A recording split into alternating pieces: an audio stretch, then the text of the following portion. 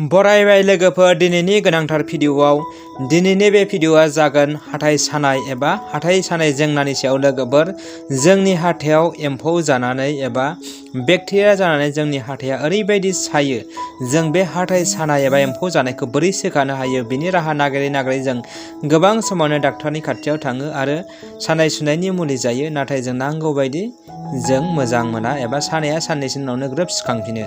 आरो जोङो पेनकिलार हाथाइ सानायनि बांद्राय मुलि जाबाय थायोबा बेयो जोंनि थाखाय जोबोद खैफोद गोनां। बेनिखायनो लोगोफोर, जों माबोरै हाथाइ सानायखौ जों जोंनि न'आवनो थानाय माखासे मुवाफोरजों फोसाबनो हायो, बिनि सायाव आं बुंथिनो लादों लोगोफोर। गिबियावनो आं बुंखायो, आं सासे डक्टर नङा लोगोफोर।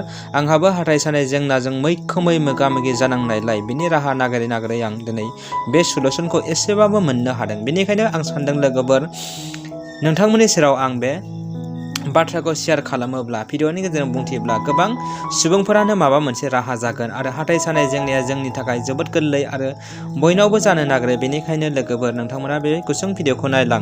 जों हाथाइ सानायखौ माबोरै सोखानो हायो एबा खमायनो हायो होननानै बुङोब्ला लोगोफोर, जोंनि इसिङावनो थानाय जोङो गिबियावनो रायखांनांगोन जों लं मस्ला। सावगारियाव नोंथांमोना नुदों लोगोफोर लं मस्ला। बेखौ जोङो देग्लिनानै एबा जोङो अरनानै हाथाइ जि जायगायाव सादों एबा एम्फौ जादों बेखिनियाव जों लायोब्लानो अब्ला जोंनि हाथाइ सानाया खमायो। आरो बे नङाब्लाबो जों लं तेल होननायखौ जोङो फार्मासियाव लानो हायो। बेनिफ्राय जोङो लाबोनानै जोङो थुला लाबोखानानै बे लं तेलखौ फोनांनानै जोंनि हाथाइ सानायाव सोयोब्ला जोंनि गोबारै हाथाइ सानाया दान्दिसेनि उनावनो सागायो आरो बेनो जों आराम मोनो। नैथियाव दङ लोगोफोर जोङो हाइजेंनि गुनखौ जों बुंनानै फोजोबनो हाया लोगोफोर। हाइजेंआ जोंनि देहा सोलेरनि गोबां खामानि मावो आरो गोबां बेमार आजारनि थाखाय बेयो जोबोरैनो मोजां। आरो जोङो हाइजेंखौ देग्लिनानै एबा जोङो मिक्स खालामनानै जोंनि हाथाइ सानाय खिनियाव, एम्फौ जानाय खिनियाव जों सोनानै लायोब्लाबो जों आराम मोनो आरो सानाया खमायो। आरो थामथियाव दङ लोगोफोर जोंहा सामब्राम गुफुरनि गुनखौथ' जों बुंनानै फोजोबनो हाया। डाक्टार एबा आयुर्वेदिक जे खामानियाव जों बाहायो बिनि गुना जोबोरैनो मोजां आरो बेखौ जों हाथाइ सानायावबो बाहायनो हायो। जों अरनानै लानानै बा देग्लिनानै हाथाइ सानाय खिनियाव होयोब्ला जोबोद मोजां मोनो लोगोफोर। आरोबाव गोबां गोरलै राहाफोर दंबावो। बे गुसुं भिडिअनि गेजेरजों जोङो हाथाइ सानायनि गासै बाथ्राखौ जों सावरायनो हाया। बेखिनि खामानिखौ मावोब्लानो नोंथांमोना जोबोद मोजां मोनगोन आरो हाथाइ सानायनिफ्राय बारग'नो हागोन। लोगोफोर, जों हाथाइ सायोबा एबा हाथाइ एम्फौ जायोबा जों माखासे सांग्रांथिनि गोनांथि दङ। बेखौबो आं बेवहाय बुंनो सानदों लोगोफोर। जों हाथाइ सायोबा गिबियावनो जों दै गुसुखौ बाहायनाङा, हायोब्ला दै गुदुंखौ बाहायनांगौ। आरो बांद्राय गोदै बुस्थुखौ जोङो जानाङा। गोदै बुस्थुआ जोंनि थाखाय, हाथाइनि थाखाय जोबोद गाज्रि आरो हाथाइ सानाया बियो बांसिन जागोन। हाथाइ एम्फौ एबा बेक्टेरिया जानायाबो बारा जागोन।